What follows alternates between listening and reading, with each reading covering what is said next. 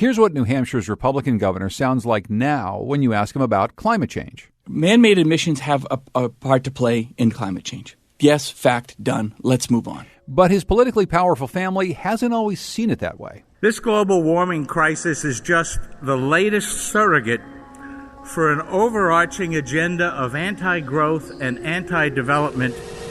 This week, we'll trace the history of the GOP and climate through the lens of one political family on Next from the New England News Collaborative. But first, the politics of race and legalized weed. Rich white people are making money off of this when poor black people have been affected by this. And a curator of color in Boston whose exhibition is making new connections. I would do one every year if it meant that I could make these people feel like that museum is theirs. It's next.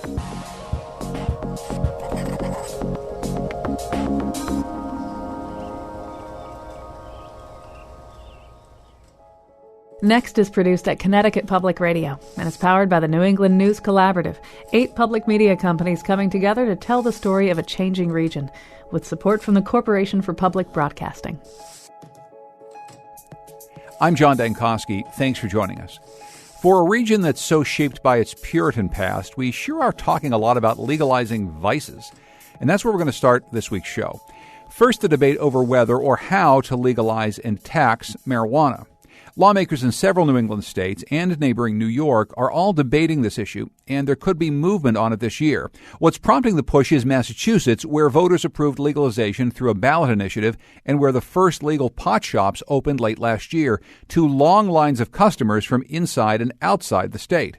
Massachusetts also wrote so-called social equity provisions into the law, which would give priority to people of color whose communities have been disproportionately impacted by high incarceration rates for drug crimes.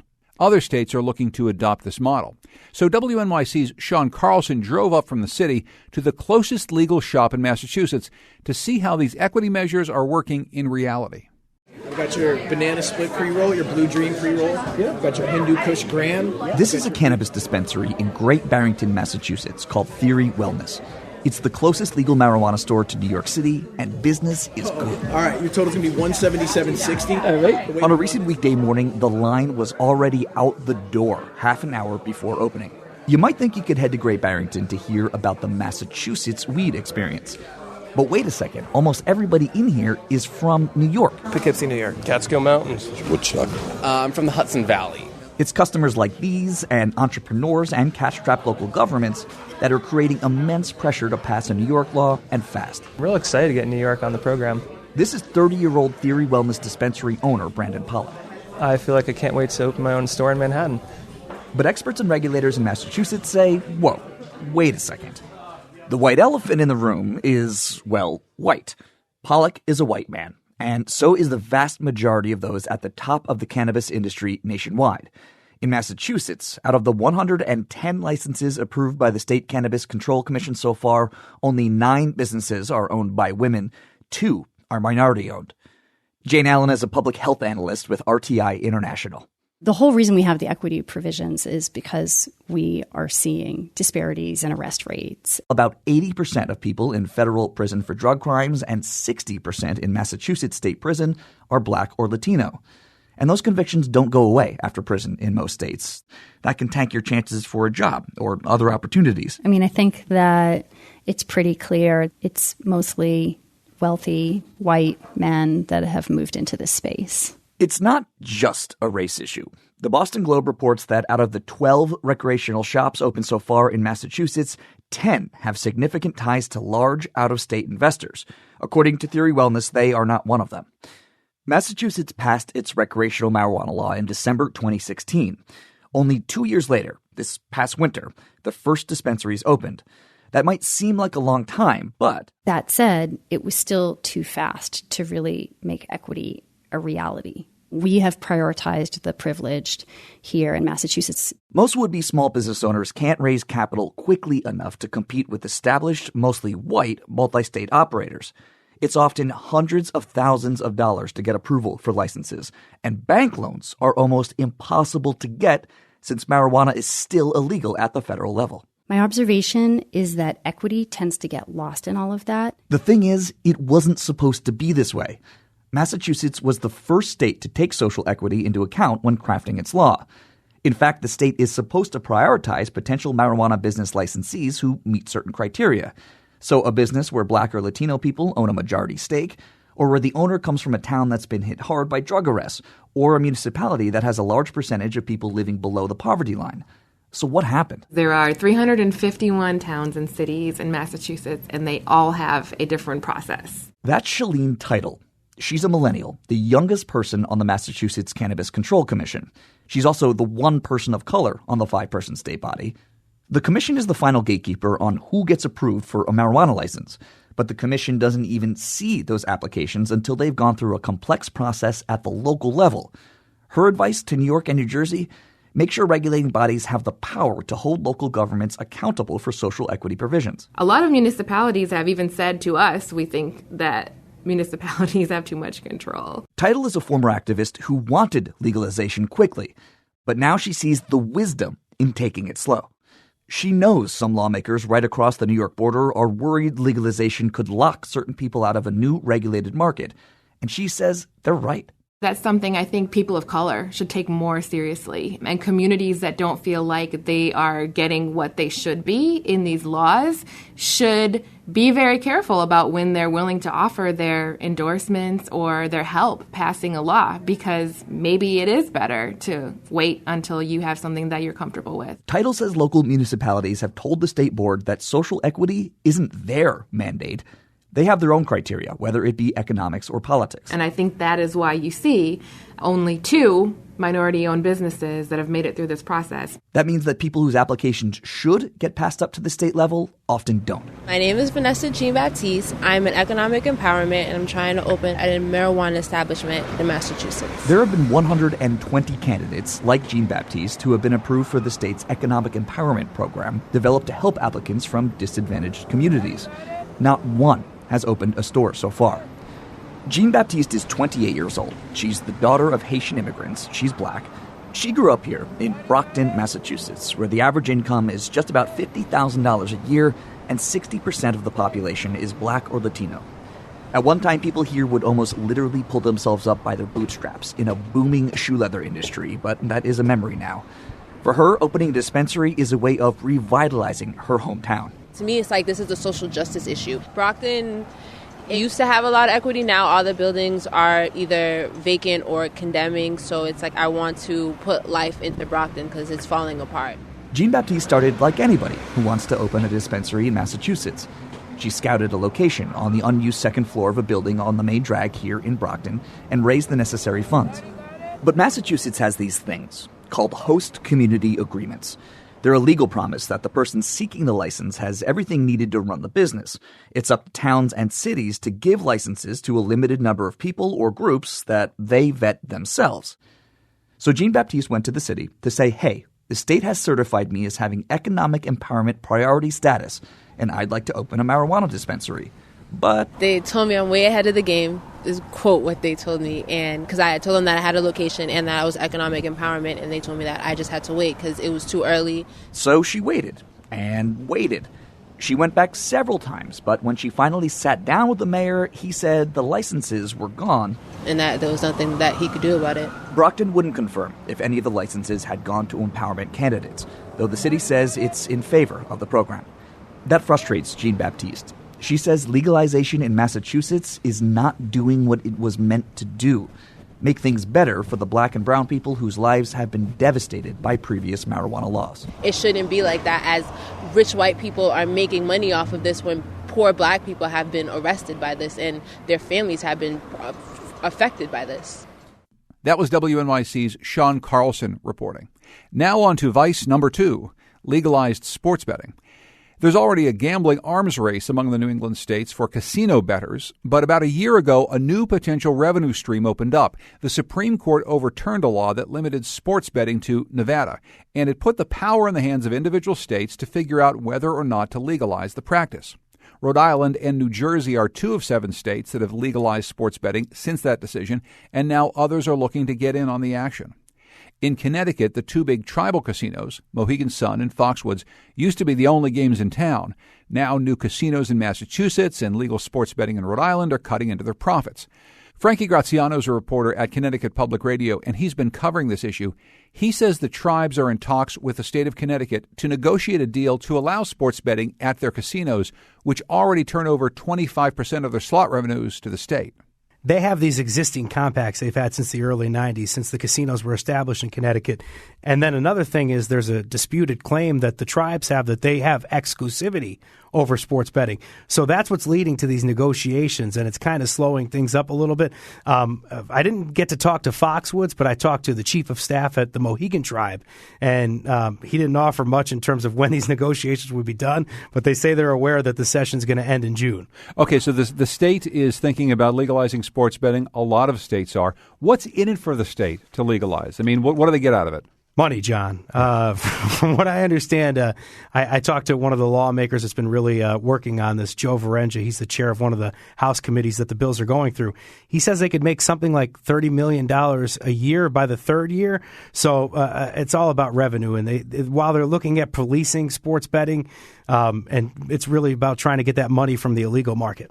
Okay, from the illegal market, because right now there is an illegal market for sports betting, and that's something that you reported on a little bit in your reporting. Does that go away whenever there's legal sports betting? Well, I got to tell you, first of all, reporting on the black market ain't easy, mostly because not a lot of people are going to want to talk about betting illegally, right? But I had the occasion to talk to somebody who's done that in the past and was actually arrested on illegal gambling charges. That's a former local radio host, Sebastian, who used to host the Rock 106.9's Sebastian in the Morning. His real name is Joseph Schlosser. Any state that's complaining that they're in the red, I still don't know why they're taking so much time to work this out, because there's a definite market for this, and it would take the place of tolls. It would take the place of other tax. Another reason why it's not easy to report on the market is because there's not really any receipts. So how are we going to estimate, like you said, John, how are we going to estimate if the market's taking a hit, right? Because they're saying it's something like an $150 billion industry. That's what the folks at DraftKings told me. That's like a daily fantasy sports giant. But I don't know. If we don't have receipts, how are we going to tell what the hit is? Okay, so there's illegal gambling right now. If it becomes legal, the state thinks that it's going to get a cut of this, and so they'll be able 10%. To make money. 10% of this, and there's the tribes, which are trying to get into the business. What are the downsides of legalizing betting in a small state like Connecticut? Problem gambling. I mean, addiction seems to be the biggest issue here. And Diana Good, she's the executive director of the Connecticut Council on Problem Gambling. She says that right now there's about 35,000 people who meet the clinical criteria for problem gambling. She thinks that number could double. A lot of people who think this is a great idea just want to bring this into this century. And my feeling is that's fine. This is the ball that's rolling down the hill that the 4 people at the Connecticut Council on Problem Gambling cannot stop. We just want to make sure when that ball rolls over someone and crushes them, there's help. One of the things that we talked about earlier is that many states are trying to get into this, not just Connecticut. You mentioned New Jersey, which is in our broader region, but right next door in Rhode Island, they've already legalized, and you've gone to see how it's working so far. How's Rhode Island doing with legalized sports betting so far? Back in January, I went to a place called Twin River in Rhode Island. It's one of 2 casinos that have sports betting there. I got to meet 2 guys from central Connecticut who drove about an hour and a half to get there. Just being here, over 100 screens, the big jumbotron, the ambiance, the fans. You got 2 sets of fans. You got the Chargers and the Ravens just cheering when a big play happens. It's almost like you're at the game. That's Adam Droz. He works in insurance in Glastonbury. He was there watching that Chargers-Ravens playoff game back in January. But when I went there seemed to be a lot of people waiting in line. You have to be at the brick-and-mortar location, and you have to wait in line. That's going to change in Rhode Island because Gina Raimondo, the governor, just signed into law mobile betting. So from what I've heard, that might come into play by October of this year. I guess one thing that we probably could learn is that those 2 guys who drove from Connecticut across the border to Rhode Island, they're not the only 2 who are taking part in that, and that's exactly who Connecticut wants to capture if they legalize. Think about it, John. Beach season's coming up. I don't think mobile betting's going to be legal by then, but imagine people going over the border to Mesquamaket, enjoy some sun. It's July, and then, hey, maybe they'll pull out their phone and give some more revenue to the state of Rhode Island by betting from their phone. Okay. And I don't think Connecticut lawmakers want that, John. Frankie Graziano is a reporter for Connecticut Public Radio. You can find links to his series on sports betting on nextnewengland.org. Frankie, thanks for joining us. I appreciate it. Thank you, John. Coming up, we'll meet 25 creators in a new Boston art scene. But first, how the Republican Party's attitude toward climate change have evolved over time. It's next.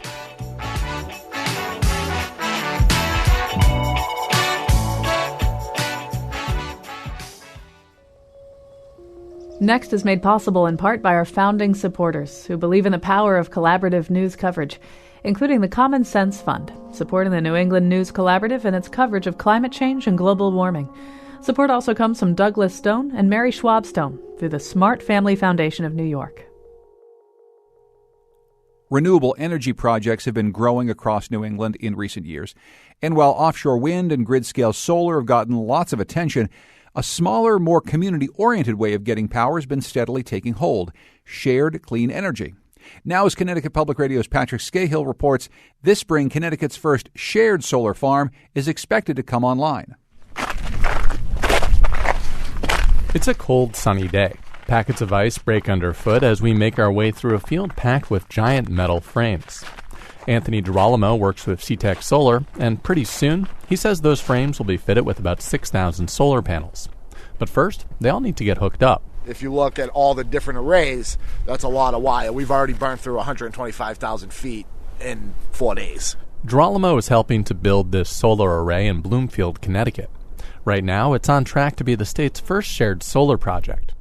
Jeff Pipeline with C-Tech Solar says these types of projects make green energy more accessible. Typically, you have to own a home, you have to have good credit, you have to have a good facing roof in order to get solar put on your house. But with shared solar, you don't need all that. You can sign up for an array that's located somewhere else. Think of it like a community garden, but for energy. Most of the power produced in Bloomfield will benefit the town's taxpayers. But you don't have to be a local customer to take part. Another portion will benefit public housing in another town, and state residential customers can participate too, as long as they're in the same utility service area as the array. Many lower-income minority communities may have high percentage of renters. Kenneth Gillingham is an associate professor at Yale University who studies energy and the economy. And so if you want to bring solar to a larger, broader group of people, shared solar from a policy perspective seems very attractive. In New England, Massachusetts has offered shared solar incentives as far back as 2014. So far, it's brought online enough energy to annually power nearly 50,000 homes. But setting all that up, it's complicated, says Michael Judge. He's with the Massachusetts Department of Energy Resources. There's a lot of different dynamics when it comes to how solar costs and benefits show up on an electric ratepayer's bill. Judge says if you subscribe to a community solar array, one benefit is simple. You get a credit on your power bill. And by providing you those credits, they would reduce your electric bills. But what if you don't subscribe? Well, this is where it gets tricky. Joseph Rosenthal, an attorney with the Connecticut Office of Consumer Counsel, says there is a cost. The design of the pilot was the general class of ratepayers pay everything. The subscribers are the ones who get the credit. Let's break that down. See, when a community solar developer contracts with a utility, it agrees to sell it power at a fixed rate. That's typically higher than the cost of getting electricity from bigger grid-scale solar projects. So ratepayers across the utility's service area all pick up that additional cost, but only subscribers get the credit on their bill. Now, there are other benefits that go to the general class of ratepayers. Cleaner air, producing power during the peak, maybe lowering the peak power price and so forth. But still, there's that tab. Other programs have offset the extra cost of community solar by charging subscribers to sign up. But Lauren Savage with the Department of Energy and Environmental Protection says that wouldn't work for the pilot study.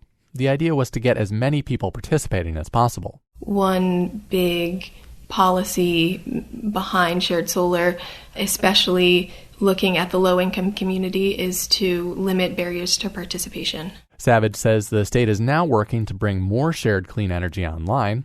Last session, legislators approved another 150 megawatts of shared power from solar, fuel cells, wind, and hydro. But building all that will likely take years. And that same legislation also included other language that could discourage people from putting rooftop solar on their homes. Back at the muddy solar array in Bloomfield, Mike Ritchie with C-Tech Solar says when this pilot project comes online in the spring, he's hopeful it will prove community solar's worth. that it can benefit the town of Bloomfield to the point where the state of Connecticut will see that how valuable community solar really is, and that'll promote them to incentivize that more. And for this project at least, it looks like demand is there. Bloomfield's community solar array isn't even fully built yet, but it's already almost fully subscribed. For the New England News Collaborative, I'm Patrick Scahill in Hartford. That push for more renewable energy projects like the one we just heard about has taken off in New England's relatively progressive political environment, in which climate change is seen as a real problem that needs to be solved in a bipartisan way. But did you know that the roots of climate change skepticism within the Republican Party can be traced to our region, too? On the most recent episode of NHPR's Outside In podcast, host Sam Evans-Brown and environmental reporter Annie Ropeek take a look at what we can learn about the Republican Party's changing attitudes toward climate change from the powerful Sununu family of New Hampshire. Sam and Annie, welcome back to Next. Thanks for joining me. Thanks for having us. So why don't you start by taking us back to the early environmental movements and where the Republican Party stood before John H. Sununu arrived on the scene way back when? Yeah, I mean, I think a lot of people remember this history, but it always bears mentioning that, you know, when the environmental movement first began, Republicans sort of seized onto it enthusiastically. And a lot of our landmark environmental protection laws were passed under the presidency of Richard Nixon. So, you know, the EPA, the Clean Water Act, the Clean Air Act, the Toxic Substances Control Act, those were all Nixon-era policies. And this was sort of a response to a fear that this very popular at the time environmental movement would become the province of Democrats, and Republicans would lose a lot of votes if they didn't get on board. Then fast forward a little bit past the Nixon years, and it starts to change a bit in the 1980s. How was climate change perceived during that era? Well, actually, in the 1980s, climate change was sort of the new scary thing. The first government sort of summary of climate science came out in 1979. And so the federal government was really just beginning to try to wrap its brain around what to do. And there was this very earnest bipartisan discussion about the science and what it meant and, how quickly we would need to act in order to head off any sort of negative consequences. So in the 80s, it really wasn't the partisan issue that we see today. And in fact, the science wasn't really up for debate. It was really more of a grappling with the implications of the science that the policymakers were hearing from, government scientists. So this is where the eldest Sununu comes in again, John H. Sununu. Maybe you can talk about who exactly he is and what he thought about climate change throughout the early part of his career. Right. John H. Sununu was the governor of New Hampshire starting in 1983. He was very popular. He was a very forceful politician, very, very loud, very opinionated. He crafted an excellent soundbite, but what he sort of leapt to the national stage after helping George H.W. Bush win the New Hampshire primary, in exchange for which George H.W. appointed him his chief of staff. So he became the sort of the gatekeeper to the first Bush administration White House. And he saw the environmentalists from the 1970s through the lens of the Cold War, I'd say. So he believed they were sort of anti-capitalist and had an ulterior motive behind wanting to deal with climate change. He believed that they wanted to transform the economic system, and they were using climate policy as a way to do that. And this was really dating back to he had read the sort of the population bomb in the 1960s. He had read Limits to Growth, which was a report that was put out that forecast sort of economic doom because of environmental degradation. And he saw those the predictions made by those environmentalists and saw that they didn't go anywhere. In fact, many of them failed to materialize. And he believed that climate change was just sort of the next iteration of this. That, environmentalists forecasting doom and gloom in order to get to what they were really after, which was transformation of the capitalist system. And I actually believe, that might have been where his starting point in the 1980s, but this has only sort of hardened over time. And so we have some tape of him here in 2013 presenting before a conference put on by the Heartland Institute, and you can really hear it. My message today is to make sure we recognize that no matter how effectively we deal with exposing the errors and games behind that agenda, we need to know that the battle will never end, because the issue is not really global warming. This global warming crisis is just the latest surrogate for an overarching agenda of anti-growth and anti-development that grew and gathered support in the years after World War II. What we just heard, Sam, sounds an awful lot like what we hear from many establishment Republicans right now. Where was the rest of the Republican Party, though, back in the 1980s? How were they thinking about it outside of John H. Sununu? Well, like I said, there were a lot of Republicans who were earnestly concerned about climate change at that time. And so, John H. was sort of present at the birth of the party's internal division about whether to take climate change seriously or not. And at the time, the balance was in favor of action because his boss, George H.W., had promised to deal with climate change on the campaign trail. And John H. Sununu really stood in the way of that action. So we move forward in the story to the next Sununu. This is John E. Sununu. He starts in politics back in the 1990s. Who's he and how's he different than his dad? So this is John H.'s son. We've described him as sort of the Paul Ryan of his day. He was a rising star. He was recruited after he was in the U.S. House to run against an incumbent Republican and kind of knock him off in the Senate, and he won. So he was a true conservative of the 90s. He even would side with the Democrats sometimes when, he thought that the Republicans weren't going far enough to uphold his conservative principles about privacy and that sort of thing. So he was sort of the next Sununu to take center stage after his father kind of got out of politics, started getting more into business in the 90s. And was his position on climate change different from that of his father? Well, it's interesting. It was communicated in different ways, and we have no way of knowing, that deeply about what he did believe, what he had sort of adopted from his father. But he remains in public life sort of through some of the 90s and into the late 2000s or the late aughts. And, that was amid a much different political context than his father was part of as far as climate change goes. So we saw him in office at a time when Republicans were willing to talk about market-based solutions to climate change. There were carbon cap and trade bills and emissions reductions bills being put forth by people like John McCain. And we saw John E. Sununu, again, the son, working with Delaware Democrat Tom Carper on climate change-related bills. So there was some momentum toward this. All of those bills ultimately fizzled. And, there's some question of how genuine those efforts were, how genuine, again, John E.'s feelings on the subject were, which, again, we have no way of knowing. But, he talks about the topic much differently than we ever heard his father talking about it. He sounds much more open to the kind of solutions Democrats favor today. But, again, none of those came to pass. So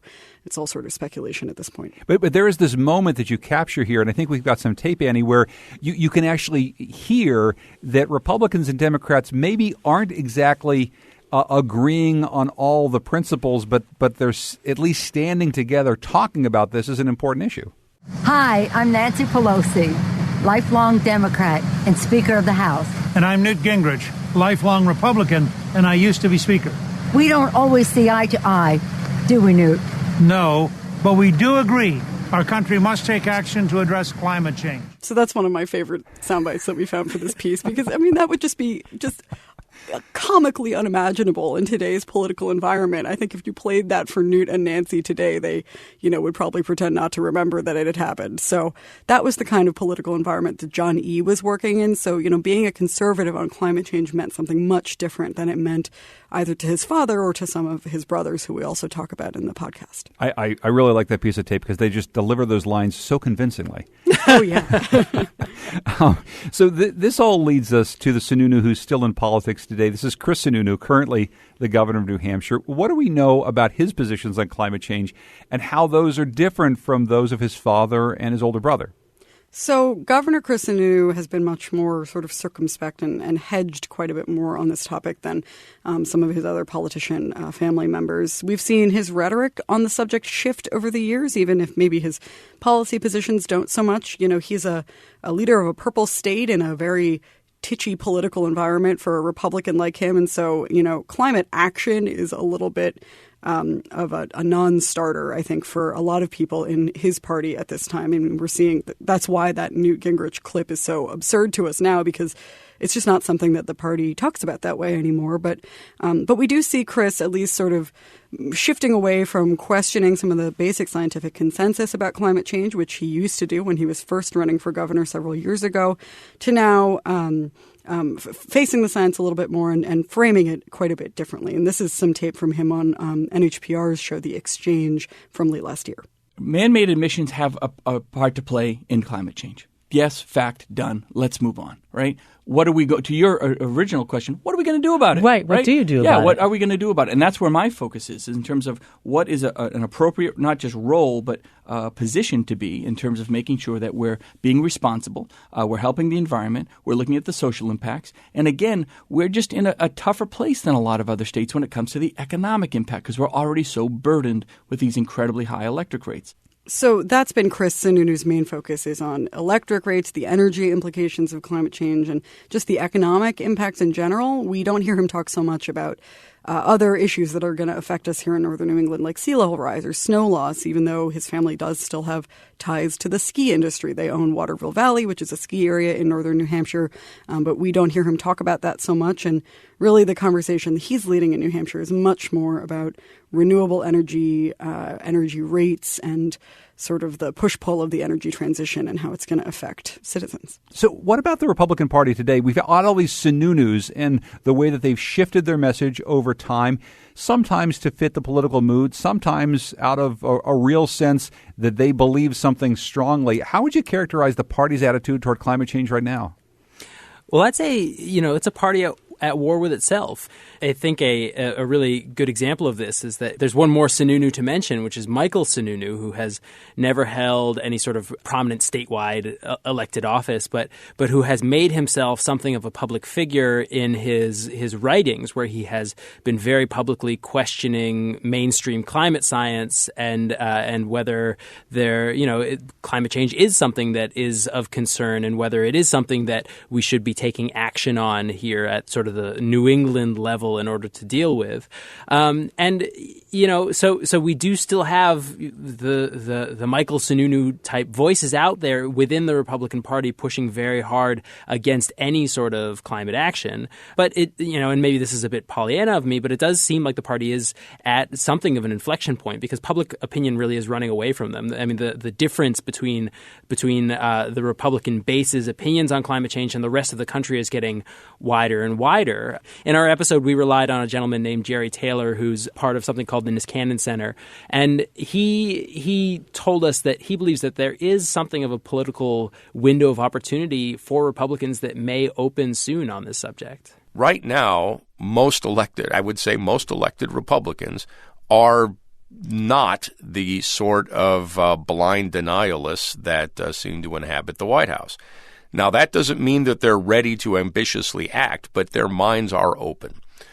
One of the only common denominator to the Republican Party from the time of Lincoln to the time of Trump, and there is only one common denominator, is that it's always been the party business, always.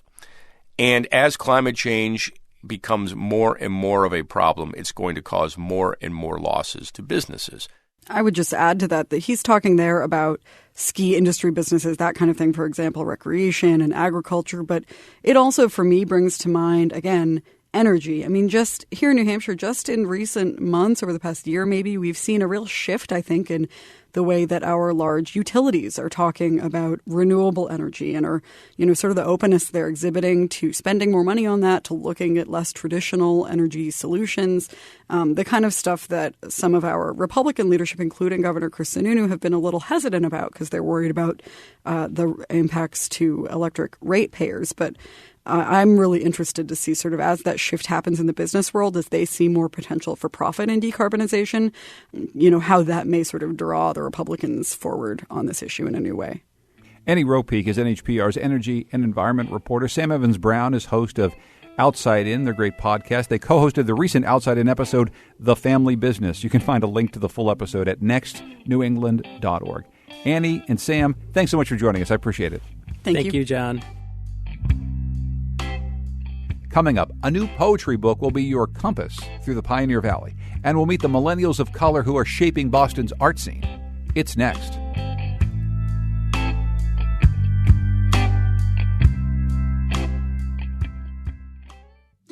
Next is made possible in part by our founding supporters who believe in the power of collaborative news coverage, including the John Merck Fund, supporting the New England News Collaborative in its coverage of climate and clean energy. Support also comes from the Melville Charitable Trust. At the end of March, WBUR's arts and culture team, The Artery, released an ambitious project that caught our eye, The Artery 25. The project features 25 millennials of color who are making waves in Boston's art scene. The people featured include painters, dancers, a street artist, and a violinist, among others. But what they all have in common is that they're all shaping the cultural ecosystem of the city. Maria Garcia is senior editor of The Artery, and she joins us to discuss the project. Maria, welcome to Next. Thanks for joining us. Of course. Thanks, John. I'm happy to be here. So how did you start this? Well, why this particular project right now?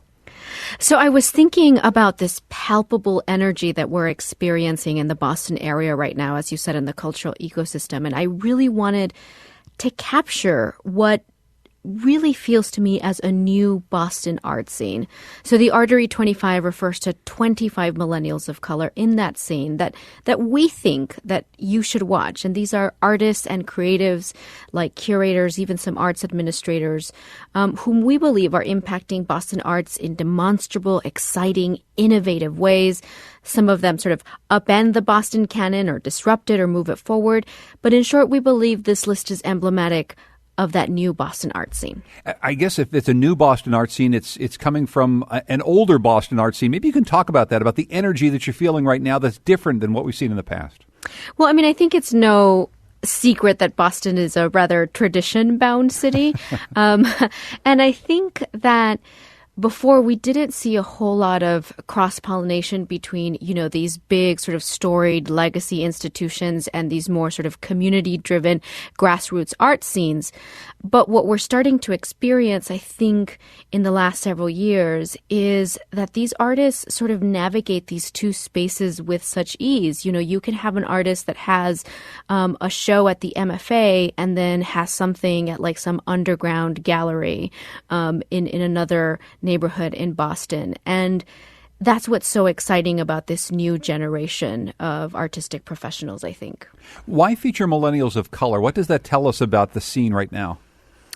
Well, it was an editorial decision for us to feature millennials of color. We focused on young people of color, recognizing that diverse creatives have historically been undercredited or underfunded or unnoticed. And cultural equity, we think, requires an intentionality and a specificity in our editorial content. So that's why we zoomed in on that demographic for this series.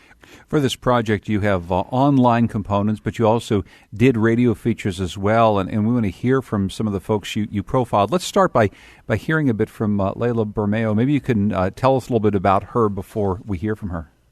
Yeah, of course. So Leila Bermeo is a young curator at the Museum of Fine Arts here in Boston.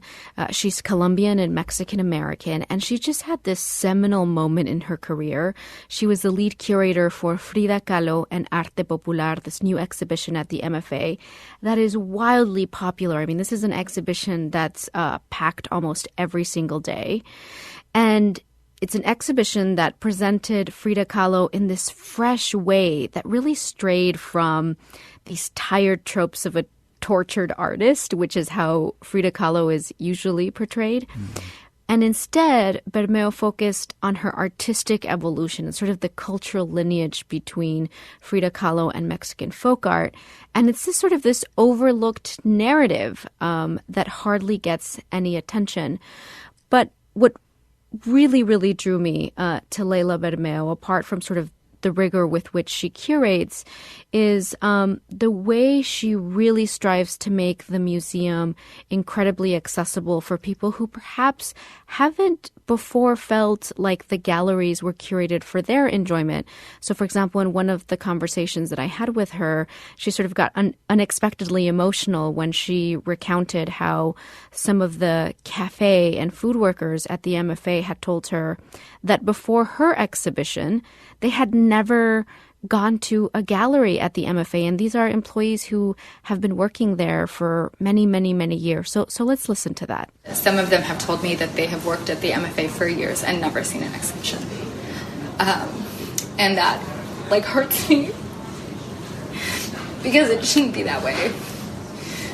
But if I can do something to break down those barriers, I would do one every year if it meant that I could make these people feel like that museum is theirs. So you can hear the emotion in her voice and just how important this work is for her. And for this exhibition, you know, Layla insisted that the title be in Spanglish, so it's Frida Kahlo and Arte Popular. She also insisted that the signage be both in English and in Spanish, and just the sort of the cultural cadence with which she presented this exhibition, I think, spoke to diverse audiences that, like I said, perhaps haven't before felt like the MFA's galleries were curated for them. I want you to introduce us to another artist, a very different kind of artist who does a different sort of work named Tori Bullock. Who's Tori?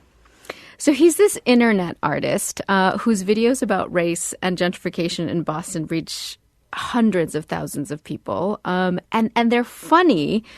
His videos are funny, but they're still sort of cutting to the bone about some of the major growing pains that Boston is experiencing around housing, around transportation, around some, you know, big divisions in the city. So I actually want to play a clip from one of his videos that sort of demonstrates how comical they are while still sort of speaking to these big social issues. These apartments are popping up so fast. I'm starting to feel like there's some like meteor coming down from outer space into Earth, and Morgan Freeman is standing here like, so we've been preparing a network of immense luxury condominiums. And the rest of us have to just scavenge and sit here and battle each other Mad Max style on the streets of Boston. So you can hear, you know, they're clearly produced videos. They're funny. He considers himself a performance artist. He doesn't consider himself an activist. And so in that video, for example, he's talking about gentrification and rising rent prices and like the building boom in Boston. We're seeing a bunch of condominiums sort of popping up all over the place. But his videos clearly resonate with a ton of people because he has this sort of way of presenting these old quandaries in like fresh new ways. It's obviously an important cultural moment that you're trying to capture here in Boston. Has this project made you reconsider or rethink anything about the way that people do the arts, think about the arts, perform the arts in your city? Well, I certainly think that Boston is ripe for an artistic renaissance, you know, despite the fact that there are challenges to creating art and being a creative type here in Boston, like performing art space, like housing. Despite that, there is this new generation of artists that exists in both grassroots scenes and in more established sort of institutional creative scenes. And the ease with which these artists move in these two different worlds, something that we hadn't seen to this degree in Boston up until now is really, really impressive for me. And with the new focus on philanthropic funding sources for the arts, we have more artists now than ever before, I think, that who have the financial resources, like I said, to take big risks. And if you sort of combine these things together, I think it's very clear that the city has the potential for a big artistic renaissance in the next decade. Maria Garcia, senior editor of WBUR's The Artery, and you can find links to this project, The Artery 25, at nextnewengland.org. Maria, thanks so much for joining us, and thanks for this project. Oh, it's a pleasure to join you. Thank you so much. We're going to finish our show a few hours west of Boston in the lush Pioneer Valley. It's a place that's easy to get lost in. New England Public Radio's Carrie Healy introduces us to some poets who have created a book meant to serve as your compass to the area. For some reason, I was standing in a field of dirt beside the Connecticut River on a sunny but cold day, talking with bookseller and poet Forrest Proper. It's beautiful here when you get the whole vista of the Connecticut River. It should inspire more poetry. More people should stand out here on a 12-degree day in December and be inspired to write poems. Andy wrote one. Memory in the fields is slate and soil and dry brush wood smoke. Fire, red rock, hearthstones, grilling maize. firecracker popping summer nights, fire-red embers of years turning cold. Our memories. Proper's poem, The Fields of Hatfield, is one among more than 100 previously unpublished poems in a small, recently released book called Compass Roads. It was edited by the prolific author and editor Jane Yolen. I see it as a kind of compass that you could have with you when you travel around the valley. Oh, and go, oh, wait a minute, there's a poem about this, and then stop and read that poem aloud when you're at the place. Though they're all about the Pioneer Valley, there are rhymed poems, non-rhymed poems, poems about people and about place. You know, some of them are going to be very surprising to people. Poet Marion Kent wrote one of the book's surprising poems, the setting, a gas station in the city of Springfield. Her poem is just 11 lines long. A protest of crows met at the Sunoco, sending contingents across Armory Street in Springfield. American crows in a tumult, cawing news of fumbled rebellion, more ignominy than murder, more sorrow than resistance. I wrote this poem just after the election, actually, in 2016, and on Armory Street. I would drive there every day as part of my work commute. In the fall, there is actually an amazing display of bird life flying overhead. It's not happening right now, but after work, there would be a huge number, hundreds of these crows flying back and forth across the street. I was still thinking about birds as I drove 60 miles northwest towards the hills to understand and absorb a poem by Diana Gordon that coincidentally also talks about birds. It's called On West Hill Road. Blinkered to keep them from spooking at the wild turkeys on the stone wall. Here's an excerpt. My car and I stop for the slender hens, like a clique of schoolgirls with straight cabs ignoring the boys. Puffed-out toms working so hard to be noticed. All those erect, exhausting feathers, heads exploding blue ice, wattled red stoplights shining through the mist. Gordon says her poem was inspired by the geography and history of Hawley. It's way high and it's very twisty and windy, and it's passing farmhouses and thinking what it was like to build this road and be up here. Did you take into account the whole Compass Roads idea? Did you know what Jane Yolen was proposing in this? No. In fact, my poems are often more of imagination and reach further than this and reach way further out of my life. This was a poem of place, but I had no idea that Compass Road was coming. And, the whole road and the whole idea came from this trip up the road and the idea of the farmhouses that I was passing. So it is site-specific in a way, but a poem often is a snapshot of a larger truth. And the turkeys were very real.